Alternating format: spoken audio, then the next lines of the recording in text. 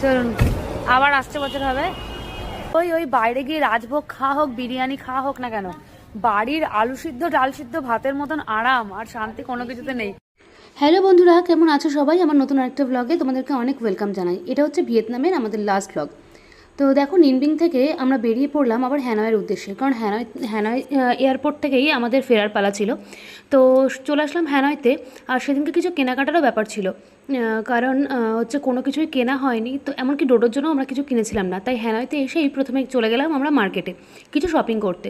আর দেখো, এই হ্যানয়তে এসে একটা জিনিস দেখলাম যে লেকের ধারটা এত সুন্দর করে ফুলের বাগান হয়েছে, দেখে এত ভালো লাগছিলো। সন্ধ্যাবেলাটা মনে হচ্ছিলো যেন এখানে থেকে যায়। সবাই কি সুন্দর এখানে মানে ইভিনিং ওয়াক করছে, কেউ কেউ গল্প করছে, বসে সময় কাটাচ্ছে, দারুণ সময়টা যেন। তারপরে দেখতে দেখতেই হয়ে গেল ডিনারের টাইম। আমরা করে নিলাম ডিনার করেই আমরা পৌঁছে গেলাম একদম হ্যানয় ইন্টারন্যাশনাল এয়ারপোর্টে। ওই যে দেখো দূরে প্লেনগুলো দাঁড়িয়ে রয়েছে, এরকমই একটা প্লেনে করে আমরা আজকে চলে যাব একদম ইন্ডিয়া। চলুন আবার আসছে বছর হবে।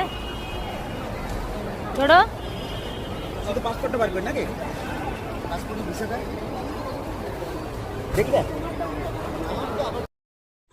আমরা হাতে নিয়ে নিলাম পাসপোর্ট, কারণ এয়ারপোর্টে ঢুকতে না ঢুকতেই এটাই সবথেকে আগে কাজে লাগে।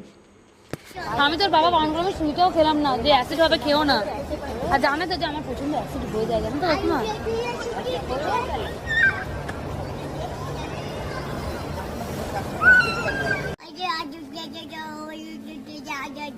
এটা মানে কি?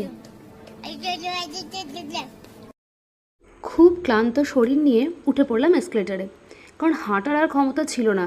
সেই সকালবেলায় বেরিয়েছিলাম, আর এই দেখো একদম রাতে চলে এসেছি আমরা এয়ারপোর্টে। অনেক রাতে ছিল আমাদের ফ্লাইট, তো সেই কারণে এখন আবার বসে থাকতে হবে, তাই আমরা বসে পড়েছিলাম। আর এই দেখো, এখানে ছিল একটা ছোট্ট মতন পার্ক বাচ্চাদের খেলা করার জন্য।